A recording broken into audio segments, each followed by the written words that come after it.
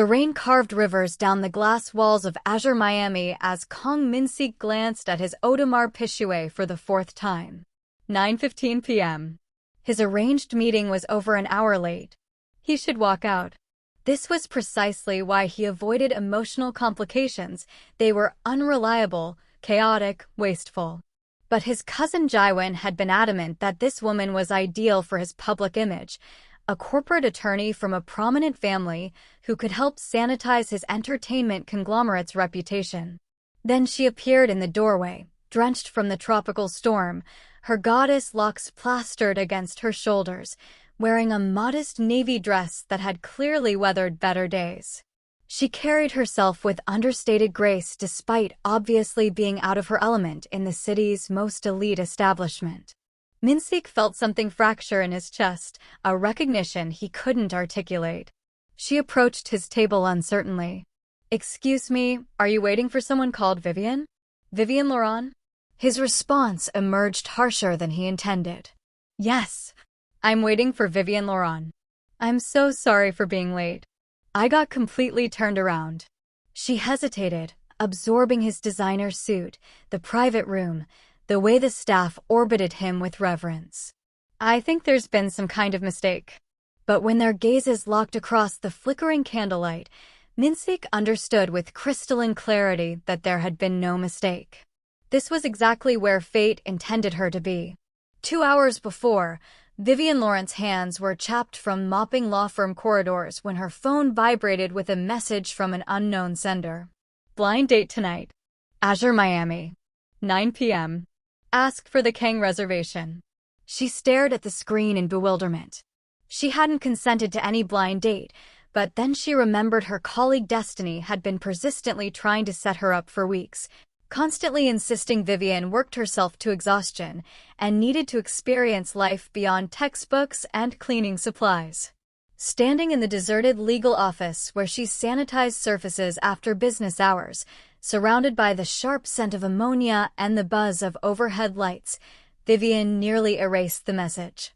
She had exam preparation for her nursing certification, financial obligations to manage, and a scheduled video chat with her younger brothers and sisters in Haiti. But something gave her pause. When was the last time anyone had considered her as more than the woman who scrubbed their floors or poured their espresso? When had someone last viewed her as deserving of romance? She examined her reflection in the darkened window. At 25, she sometimes felt decades older, bearing the responsibility of her family's survival since their mother's passing 3 years prior. Perhaps Destiny had a point. Perhaps she did need to embrace life occasionally. Decision crystallized, Vivian accelerated through her remaining cleaning assignments. She caught 3 separate buses toward Little Haiti, the commute consuming over an hour as she transferred from downtown Miami's corporate landscape. The transformation was stark, from towering glass structures to vibrant but weathered neighborhoods, from the aroma of artisanal coffee to the comforting fragrance of griot and fried plantains from street-side kitchens. In her cramped shared apartment, she confronted her sparse wardrobe.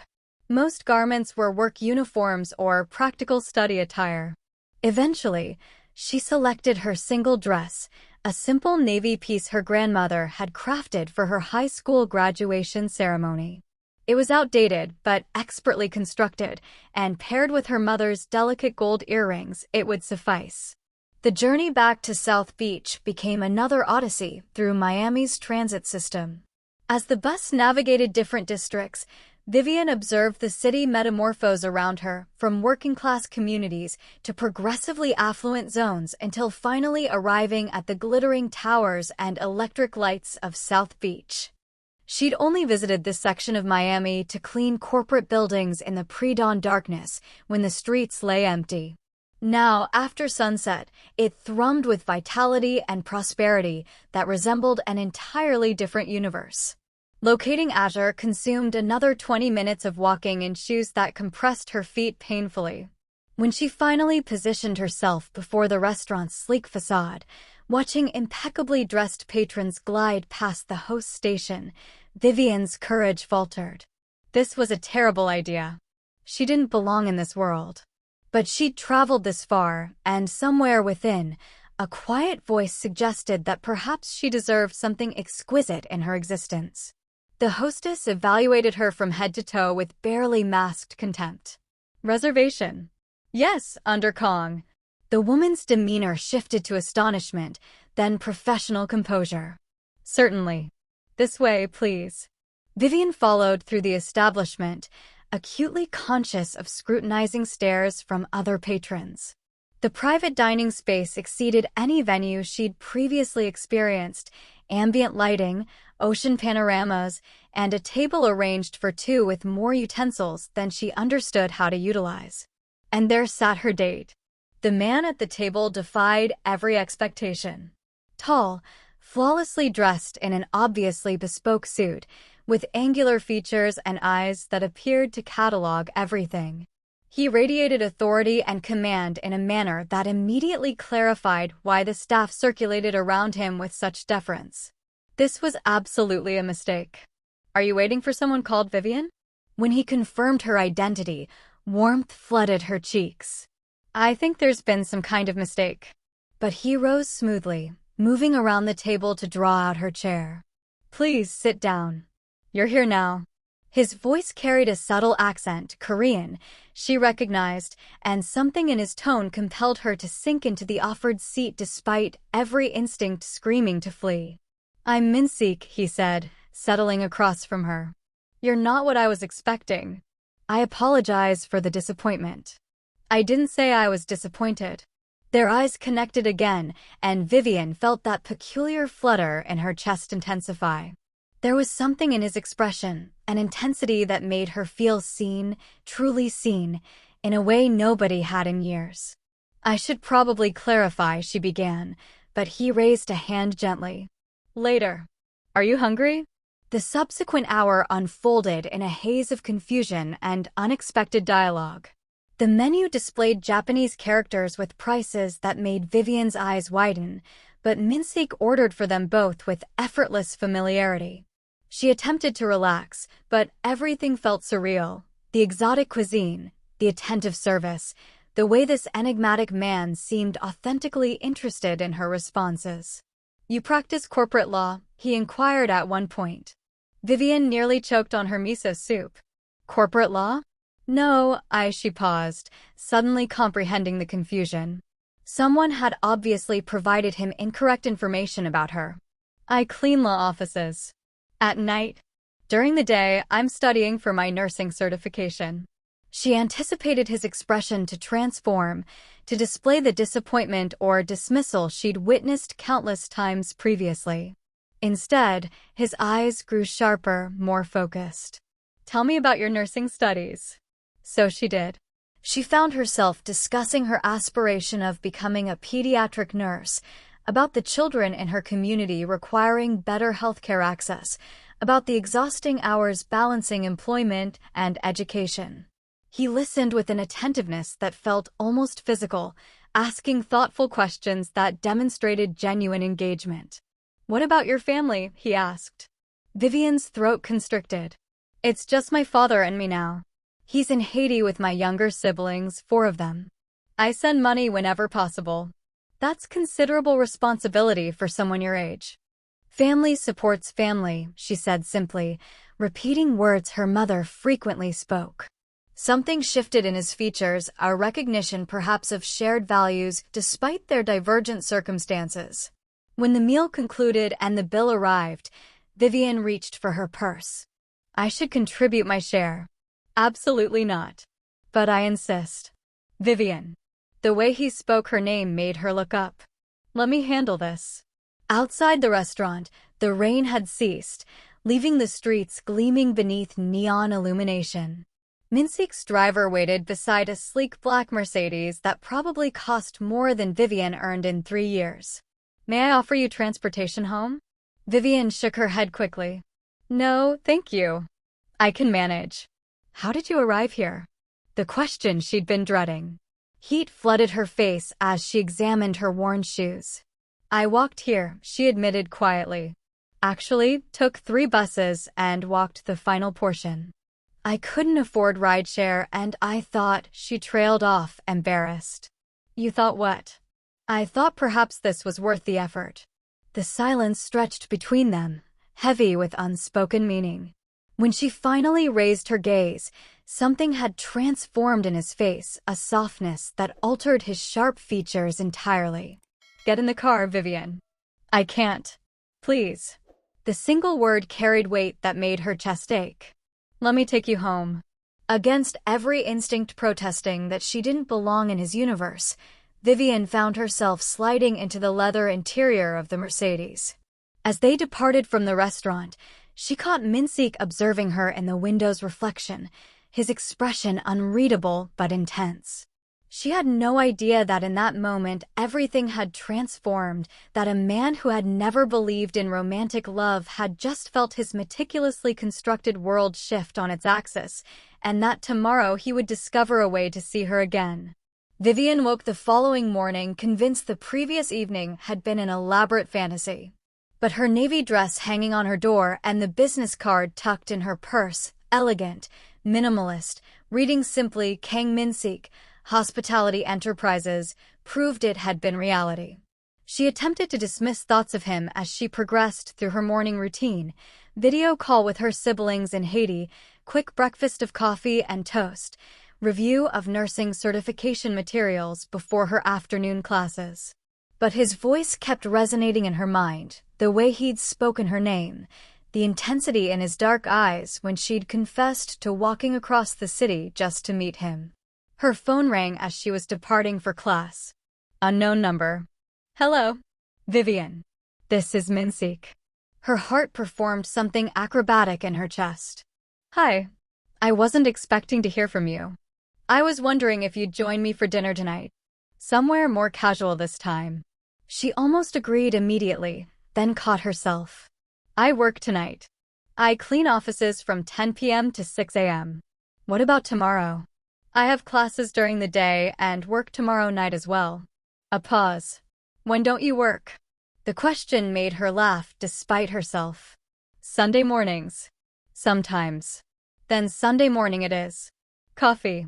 3 days later, Vivian found herself in a small cafe in Wynwood, far from the glittering excess of South Beach. Minseok appeared different in daylight, still impeccably dressed, but more approachable in dark jeans and a crisp white button-down. He'd arrived before her, she noticed, and had already ordered her coffee precisely as she preferred it. "How did you know?" she asked, sliding into the seat across from him. "You mentioned you take it with oat milk and cinnamon during dinner." "I pay attention." The simple statement sent warmth cascading through her chest. When was the last time someone had paid attention to details about her life? "Tell me about your week," he said, and she found herself describing her classes, her work, the small victories and frustrations of her daily existence. He listened with the same focused attention he'd demonstrated at dinner, asking questions that showed he was constructing a complete picture of who she was. "What about you?" she asked finally. "What exactly do you do?" Hospitality Enterprises is somewhat vague. Something flickered across his features. "I own several businesses in Miami. Hotels, restaurants, entertainment venues." "That sounds successful." "It is." He paused, seeming to select his words carefully. "But it's also complicated. There are aspects of my work that aren't always straightforward." Vivian sensed there was more he wasn't revealing, but something in his tone cautioned her not to press. Instead, she found herself studying his face, the sharp line of his jaw, the way his eyes crinkled slightly when he almost smiled, the small scar near his eyebrow that she wondered about. "Can I ask you something?" she said. "Always." "Why did you want to see me again?" "I mean, we're from completely different worlds. You could date anyone. But I don't want to date anyone." His voice was quiet, but certain. "I want to date you." The simple honesty of it stole her breath. "Why?" He was quiet for a long moment, his fingers wrapped around his coffee cup. "Because when you told me you'd walked across the city just to meet a stranger, I realized I'd never encountered anyone with that kind of courage." Because you work 3 jobs and support your family and still find time to study for a career helping children. Because you looked at me like I was just a man, not a title or a bank balance. Vivian felt tears prick her eyes. Minseok. And because, he continued, his gaze holding hers, I've spent most of my life surrounded by people who want something from me. But you? You didn't even want to let me pay for dinner. They sat in comfortable silence for a moment, the weight of his words settling between them. Finally, Vivian spoke. This is insane, you know. We barely know each other. Then let's change that. Over the next 2 weeks, they began to do exactly that. Coffee dates that stretched into long walks through different Miami neighborhoods. Late-night phone calls when Vivian was on her cleaning breaks. Text messages that made her smile during her nursing classes. Minseok was unlike anyone she'd ever known, intelligent, thoughtful, with a dry sense of humor that caught her off guard. But there were shadows too, moments when his expression would close, and she could sense the weight of responsibilities he carried. He never pushed for more than she was comfortable giving. Never made her feel like she owed him anything. When she insisted on paying for her own coffee, he allowed it. When she said she needed to study instead of seeing him, he simply said he'd call her later. But the attraction between them was undeniable.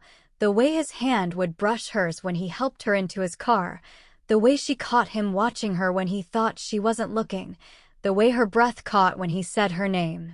It was after their 5th date, a picnic in Bayfront Park where she'd insisted on bringing the food, that everything shifted. I have a proposition for you, he said as they watched the sunset paint the bay in shades of gold and pink. Vivian tensed. What kind of proposition? A job. I'm expanding some of my hospitality businesses to better serve Miami's Caribbean community. I need someone who understands the culture, speaks the languages, knows what that community wants and needs. She stared at him. You're offering me a job? I'm offering you a career. Full-time position, benefits, a salary that would let you quit your night work and focus on finishing your nursing certification. The offer was everything she dreamed of and more. But something held her back. Why me?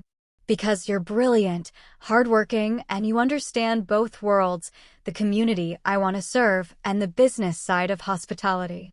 Because I trust you. He paused. And because I want to help you. Vivian's pride warred with her practical side. The salary he'd mentioned would transform everything for her family. She could finish school without exhausting herself. Her siblings could have better food, better clothes, better opportunities. But accepting felt like crossing a threshold she wasn't sure she was ready to cross. I need to think about it, she said finally. Of course. Take all the time you need. That night, as Minseok's driver dropped her off in Little Haiti, Vivian sat in her small apartment staring at the formal job offer he'd given her. The salary figure made her dizzy. The benefits package exceeded anything she'd dared hope for. But it was the personal note attached that made her heart race.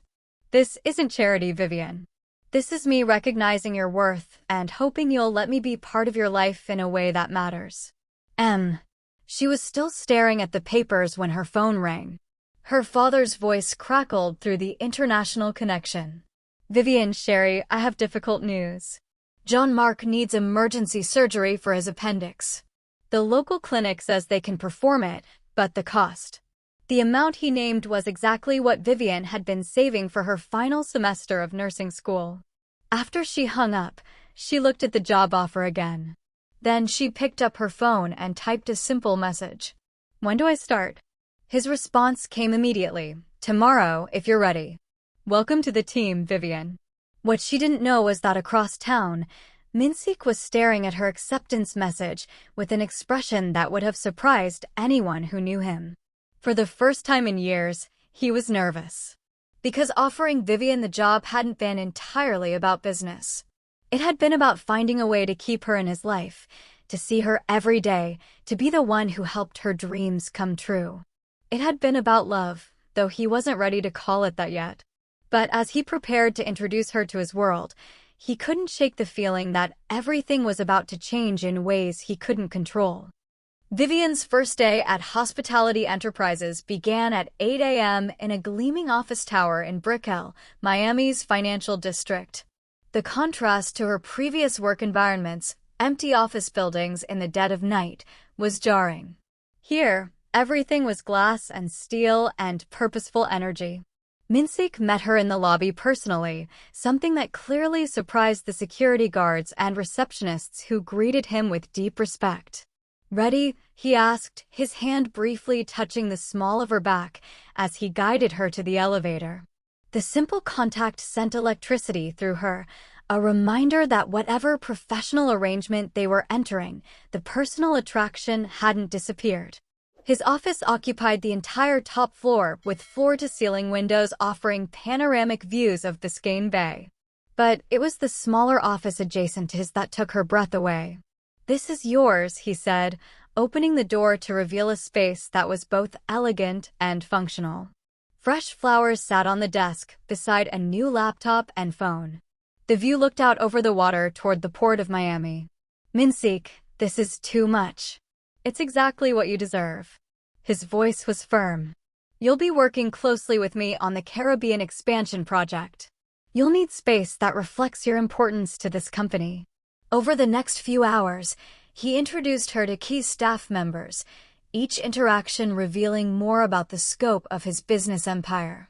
Hotels, restaurants, event venues, all legitimate enterprises that employed hundreds of people and generated millions in revenue. But Vivian's natural attention to detail began picking up inconsistencies. Conversations that stopped when she entered rooms. Phone calls conducted in rapid Korean that seemed to carry more tension than typical business discussions. Numbers on financial reports that didn't quite add up in ways her memory for figures couldn't ignore. "Your job," Minseok explained over lunch in his private dining room, "will be to help me understand what the Caribbean community in Miami wants from hospitality businesses. Authentic food, cultural events, spaces where they feel welcomed and understood." "I can do that," Vivian said. "But can I ask why this expansion is important to you?" Something shifted in his expression. "Because I know what it's like to be an outsider in this city, to feel like you don't quite belong anywhere. If I can create spaces where people feel at home," he didn't finish the sentence, but Vivian understood. Despite his success, despite his obvious power and wealth, Minseok carried the same sense of displacement she'd felt her entire life in America. "Tell me about your family," she said gently. "Are they in Korea?" "My parents died when I was young. I was raised by my uncle." His voice was carefully neutral. "He taught me that family isn't always blood. Sometimes it's the people who choose to stand with you. Like Jaiwon." Minseok's expression tightened almost imperceptibly. "Jaiwon has been with me for 7 years. He's reliable." There was something in his tone that made Vivian file the comment away for later consideration. That afternoon, she dove into her new responsibilities with enthusiasm that clearly impressed the staff. She conducted interviews with Caribbean business owners, researched cultural preferences, and began drafting proposals for authentic menu items and cultural programming. But it was during a late afternoon meeting about hotel renovations that she noticed something odd. The Port Miami property, the architect was saying, will need special considerations for the, evening entertainment venues. "What kind of evening entertainment?" Vivian asked. An uncomfortable silence fell over the room. Minseok's expression remained neutral, but she caught the quick glance he exchanged with Jaiwon. "Gaming," Jaiwon said smoothly. "High-end poker rooms, that sort of thing." Vivian nodded, but something felt off. Gaming was heavily regulated in Florida. The casual way they discussed it, the tension in the room, it didn't feel like they were talking about legal poker rooms. That evening, Minseok insisted on driving her home personally. "How was your first day?" he asked as they navigated Miami traffic. "Educational," she said carefully. "Your businesses are more complex than I realized. Most successful enterprises are." She studied his profile as he drove, noting the tension in his jaw. "Minseok, can I ask you something?" "Always." "Are all your businesses legal?" The question hung in the air between them. For a moment, she thought he wouldn't answer. Then he pulled over into a parking lot overlooking the bay and turned to face her. That's a complicated question, Vivian. It's actually pretty simple. Yes or no. He was quiet for a long time, his hands gripping the steering wheel. The hotels, restaurants, most of the entertainment venues, yes, they're completely legitimate. They employ good people, pay taxes, contribute to the community. And the others? The others operate in gray areas. Gaming that isn't technically legal, but isn't actively prosecuted. Import businesses that sometimes don't declare everything to customs. Entertainment that caters to exclusive clientele. Vivian's heart sank, even as part of her had expected this answer. So you're telling me you're a criminal? I'm telling you I'm a businessman who operates in a world where the lines aren't always clear. His voice was steady, but she could see the tension in his shoulders. I don't hurt innocent people, Vivian. I don't deal in drugs or human trafficking or anything that destroys lives. But do I operate outside conventional legal boundaries sometimes? Yes. She stared out at the water, processing this confirmation of what she'd begun to suspect. Why are you telling me this? Because you asked. Because you deserve honesty. He paused, then continued quietly. And because I'm falling in love with you and I won't build that on lies. The confession hit her like a physical blow. She turned to stare at him, seeing vulnerability in his expression that she'd never witnessed before. Minseok, I know it's complicated. I know it changes things. But I needed you to know who I really am before this goes any further. Vivian's mind raced. Everything made sense now. The deference of his staff, the careful way people spoke around him, the inconsistencies she'd noticed. He wasn't just a successful businessman.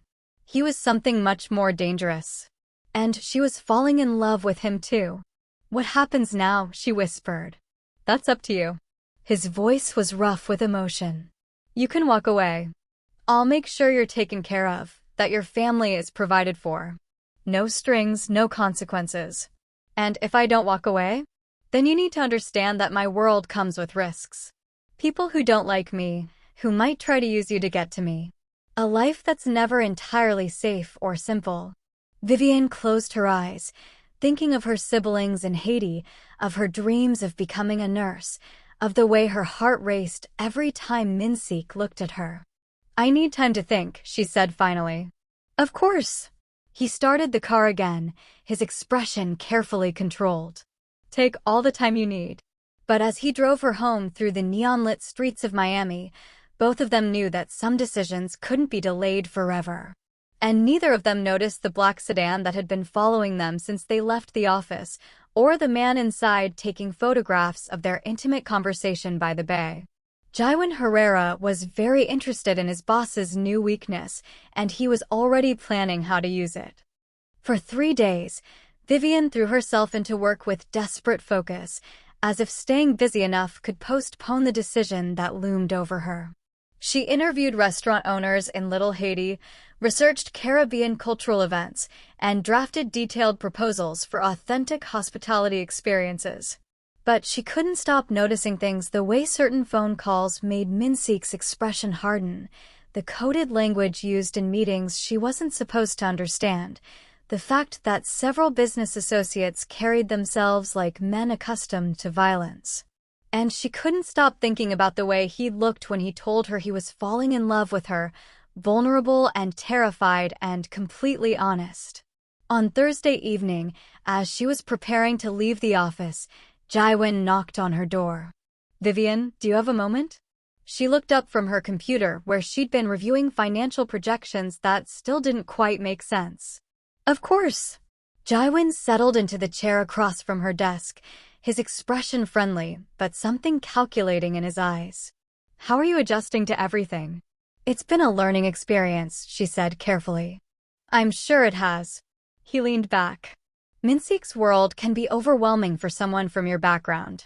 The comment stung, though she tried not to show it. My background?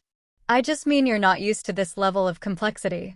The business world, especially Minseok's business world, operates by different rules than what you're accustomed to.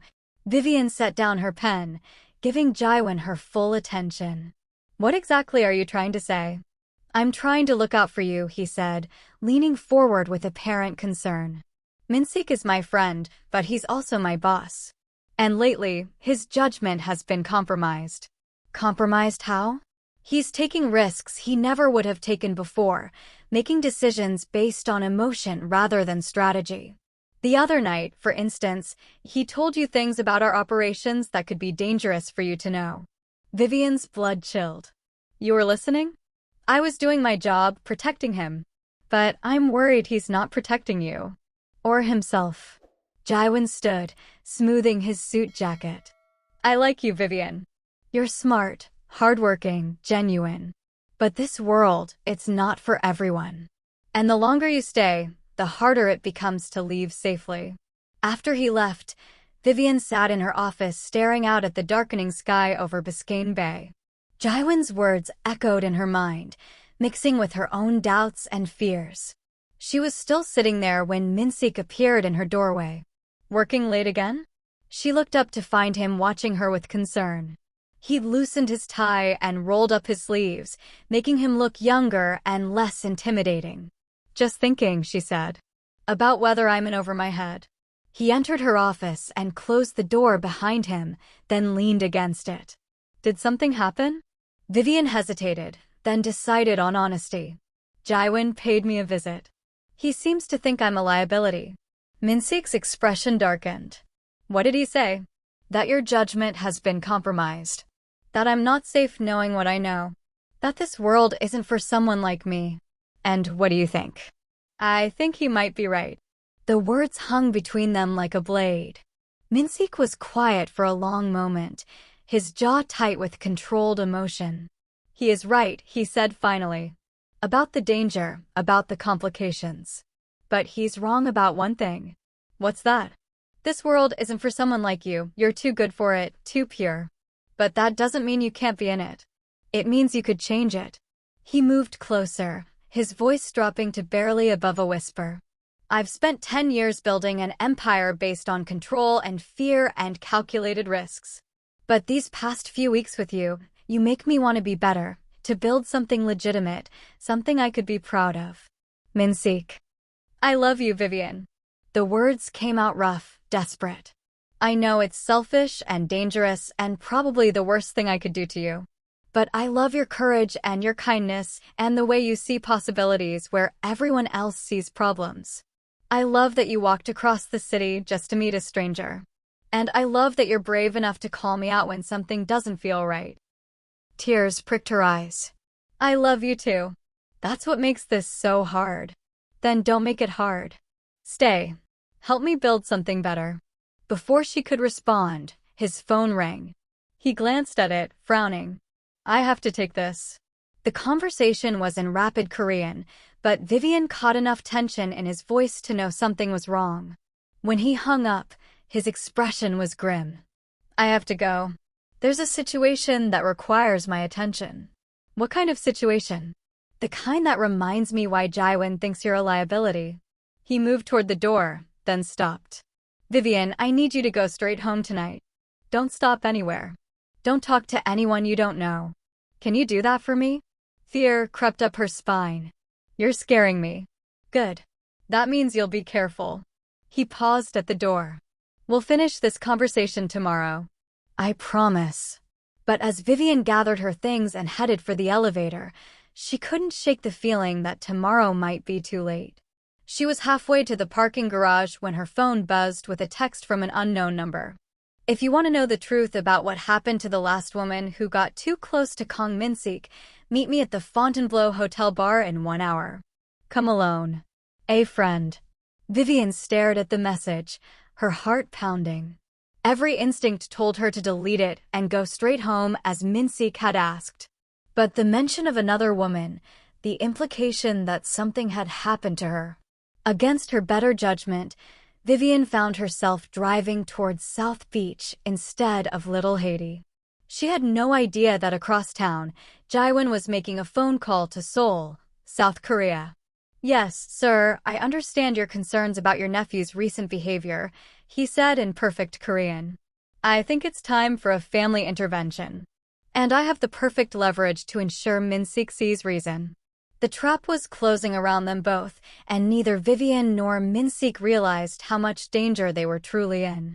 The Fontainebleau's lobby bar was a study in South Beach excess, crystal chandeliers, marble floors, and beautiful people spending more on cocktails than Vivian used to make in a week. She felt conspicuous in her simple work clothes, but she forced herself to find a quiet corner table and wait. She didn't have to wait long. The woman who approached her was elegant, probably in her early 30s, with the kind of polished beauty that spoke of money and privilege. But there was something haunted in her eyes. Vivian Laurent? Yes. You're the one who texted me. The woman slid into the seat across from her. My name is Isabella Chen. I was Minseok's companion about 2 years ago. Vivian's stomach dropped. Companion. Girlfriend, if you want to use simple terms. Though nothing about Minseok is simple. Isabella signaled the waitress for a drink.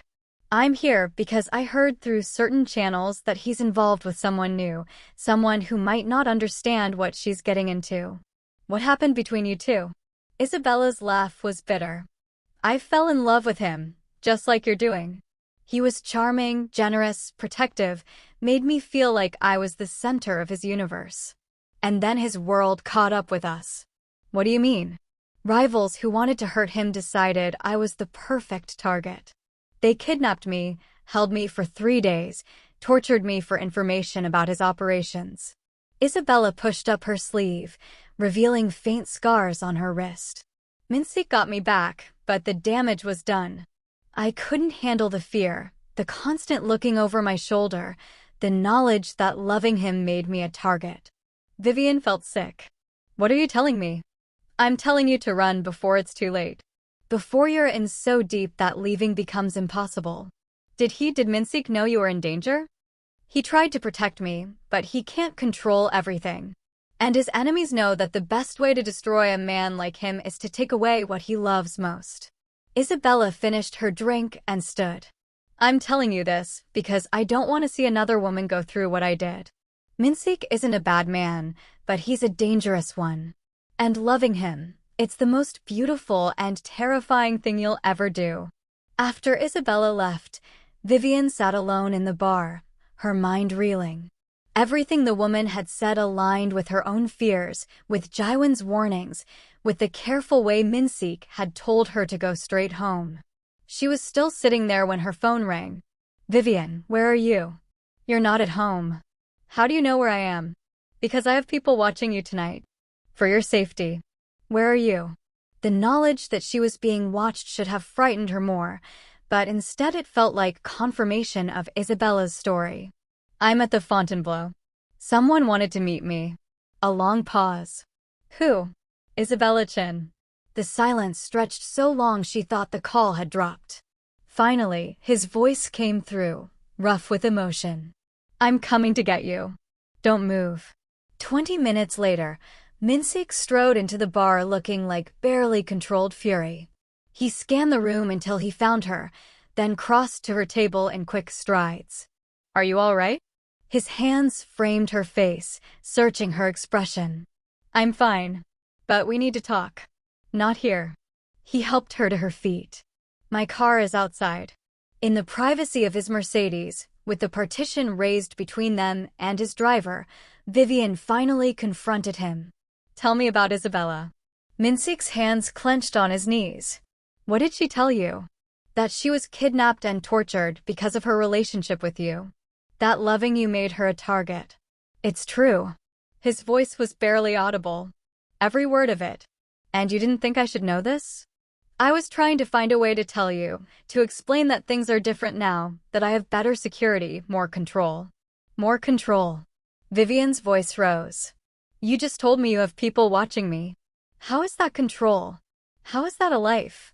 It's the life I can offer you, he said desperately. It's not perfect, but I can keep you safe. Like you kept Isabella safe? The words hit him like a physical blow. He turned to stare out the window, his jaw working with suppressed emotion.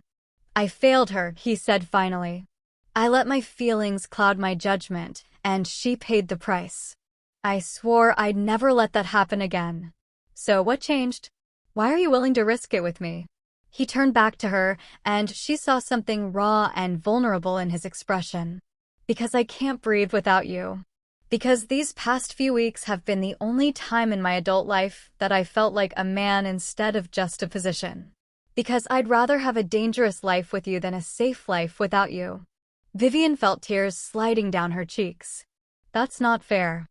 You can't put that choice on me. I'm not. I'm telling you I choose you, whatever the consequences. But you have to choose too. Before she could respond, Minseok's phone rang. He glanced at it, frowning. Jaiwon. I have to. Minseok. Jaiwon's voice was tight with urgency. We have a problem. Your uncle is here from Seoul. He's at the office with a full delegation. Minseok went very still. When did they arrive? An hour ago. They want to see you immediately. And they want to meet your, consultant. Minseok's expression turned to stone. They know about Vivian? They know everything. Someone's been feeding them information. The line went dead. Minseok stared at his phone for a moment, then looked at Vivian with an expression of absolute devastation. What does this mean? She asked. It means my family has decided I'm a liability, and they're here to clean up the mess. What kind of mess? You. His voice was hollow. They think you're a weakness that compromises my effectiveness. They're here to eliminate that weakness. Vivian's blood turned to ice. Eliminate how? By removing you from the equation. Permanently, if necessary. For a moment, they sat in stunned silence. Then Minseok grabbed her hands, his grip desperate. Listen to me carefully. I'm going to take you somewhere safe, and then I'm going to handle this. Handle it? How? By choosing you over everything else I've ever known. He leaned forward to speak to his driver in rapid Korean. The car immediately changed direction. Where are we going? To the marina. I have a boat there.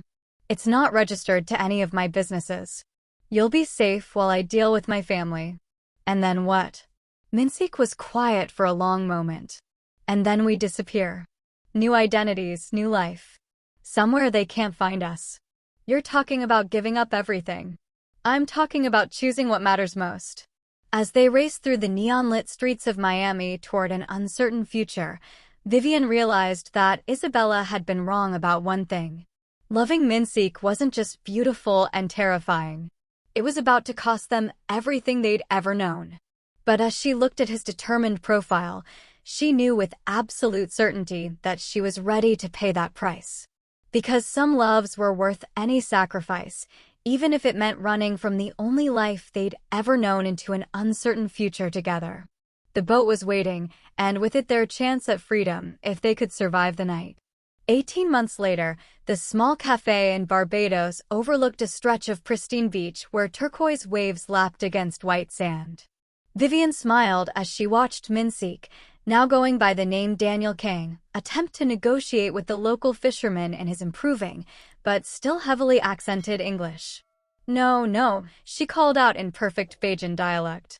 He's trying to tell you the fish was caught this morning, not yesterday. The fisherman grinned and switched to rapid local patois, which Vivian translated effortlessly. Minseok shook his head, laughing. I'm never going to master all these Caribbean dialects. Good thing you have me, Vivian replied, bumping his shoulder playfully. Their restaurant, Harmony, was everything they'd dreamed of during those long nights planning their escape from Miami.